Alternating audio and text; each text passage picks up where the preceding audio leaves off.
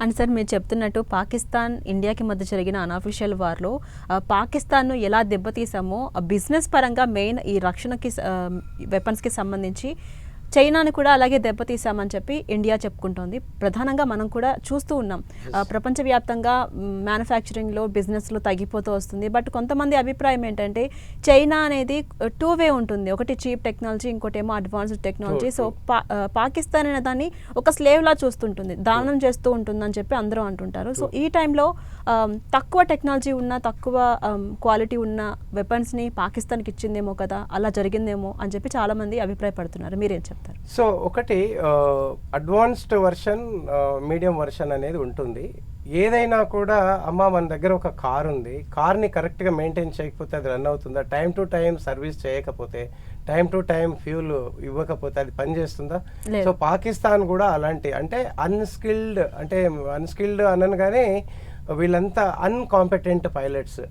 Okay, and అక్కడ ఉండేటటువంటిది ప్రజాస్వామ్యం లేదు కదా, మిలిటరీ సిస్టమే ఉంది. సో అక్కడ ఉండేటటువంటి ఏదైతే ఇది ఉందో దాంట్లో, అంటే రడార్ సిస్టమ్ ఉందో, కమ్యూనికేషన్ సిస్టమ్ ఉందో, ఇవన్నీ కూడా పని చేయలేదు. పని చేయకపోవటం వల్లనే ఈరోజు ఇండియాకి ఇంత మంచి అడ్వాంటేజ్ జరిగింది. అండ్ ఇంకొకటి, ఇండియా ఎక్కడ రడార్ సిస్టమ్ ఉందో, ఎక్కడ కమ్యూనికేషన్ సిస్టమ్ ఉందో దాన్ని మనం డిస్ట్రాయ్ చేయటం జరిగింది. సో అట్లాగే J-17 ఏదైతే ఉందో చైనా ఫైటర్ పాకిస్తాన్ దగ్గర, వాటిని ఒక 3-4 ఇంటిని మనం కొట్టేయటం జరిగింది. అట్లాగే వాళ్ళ యొక్క కమ్యూనికేషన్ P-15 ఏదైతే ఉందో యాంటీ మిజైల్, దాన్ని కూడా మనము అంటే అది కూడా పని చేయలేదు, అది కూడా వాళ్ళకి పని చేయలేదు. అవన్నీ పని చేయలేదు కనుకనే మనం పాకిస్తాన్లో ఎక్కడికి వెళ్ళాలనుకుంటే అక్కడికి వెళ్ళి కంప్లీట్గా పెనిట్రేట్ చేసి రావటం జరిగింది.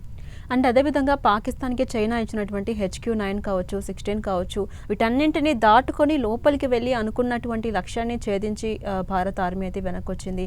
సో ఇది ఎలా చూడొచ్చు అంటారు? మీరు చెప్పినట్టు ఇది ఈ SJ సిరీస్ అన్ని కూడా HQకి సంబంధించినవి. వాళ్ళ దగ్గర HQ-10, HQ-19 up to HQ, అంటే ఇవన్నీ కూడా F-16కి కంపేర్ చేసి, అంటే అమెరికన్ F-16కి కంపేర్ చేసి, ఎఫ్లో కూడా వేరియేషన్స్ ఉన్నాయి. Like F-16, F-22, F-34, F-35 మనకు కూడా ఆఫర్ వస్తుంది కదా. సో ఆ విధంగా ఈ వర్షన్స్ అన్నీ కూడా ఉన్నాయి. ఇవన్నీ కూడా 5th జన్ ఫైటర్స్ అన్నమాట. ఇవన్నీ కూడా స్లీప్ టెక్నాలజీ ఉండేటటువంటివి. మీరు అంటున్నటువంటి J-20 ఉంది, J-31 ఉంది, ఇవన్నీ కూడా J-16 ఉంది, J-17 ఉంది, ఇవన్నీ కూడా J-17 పాకిస్తాన్కి ఇచ్చారు.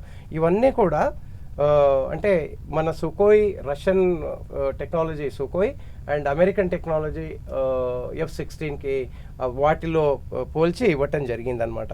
సో ఆ విధంగా HQ-9, HQ-19, 16, 17 ఇవన్నీ కూడా చైనా యొక్క టెక్నాలజీ. ఇవన్నీ దీంట్లో కూడా స్టిల్ టెక్నాలజీయే, కానీ ఏమాత్రం పని చేయలేదు అనేది మనం నిరూపించాం. సో దీనివల్ల ఏమైంది అని అంటే డైరెక్ట్ అండ్ ఇండైరెక్ట్ ఇంపాక్ట్ పడింది. వాళ్ళ ఫైటర్స్ ఎవరు కొనుక్కునేటటువంటి పరిస్థితిలో లేరు. ఈరోజు ఇండియన్ డిమాండ్ పెరిగింది. బ్రహ్మోస్కి మనకి ఇన్ని రోజులు మనం డిఫెన్స్ టెక్నాలజీని ఇంపోర్ట్ చేసే ప్రయత్నంలో చేస్తున్నాం, కానీ గత 2-3 సంవత్సరాలుగా ఎక్స్పోర్ట్ కూడా మొదలుపెట్టాము. అండ్ $50,000 బిలియన్ ఇప్పటివరకు ఎక్స్పోర్ట్ కూడా చేయడం జరిగింది. ఇప్పుడు మళ్ళీ ఆఫ్రికన్ కంట్రీస్ నుండి ఎక్కువ రిక్వైర్మెంట్ వస్తుంది, రుమేనియా ఇట్లాంటి కంట్రీస్ అందరి దగ్గర నుంచి. సో ఈరోజు బ్రహ్మోస్ యొక్క యూనిట్స్ పెంచడం జరిగింది. ఈ బ్రహ్మోస్ అనేది అంటే ప్రపంచానికే ఒక అంటే అట్రాక్టివ్ మిజైల్గా మనం ఈరోజు చూస్తున్నాం. Accurate and perfect precise equipment అనేది ప్రపంచానికి అర్థమైంది కనుక బ్రహ్మోస్కి చాలా డిమాండ్ ఉంది. అండ్ సార్ రీసెంట్గా మనం ఇండియా పాకిస్తాన్ వార్ని మనం అబ్జర్వ్ చేస్తే బిజినెస్ పరంగా ఆల్మోస్ట్ ప్రత్యక్షంగా పరోక్షంగా చైనాకి ఎఫెక్ట్ అయిపోయింది. సో దాని ఆర్థిక వ్యవస్థ మీద మనం దెబ్బ కొట్టాం ఇండైరెక్ట్గా అనుకోవచ్చు. తప్పకుండా అనుకోవచ్చు. ఎందుకు అంటే ఈ వార్ పాకిస్తాన్ మీద చేసినప్పటికీ ఎక్విప్మెంట్ అంతా చైనాది కనుక ఆ భయమే చైనాకు ఉంది. ఇప్పుడు కూడా చైనాకు భయం ఉంది, వార్ చేస్తే ఇంకా టెక్నాలజీ ఇదవుతుందేమో అనేది.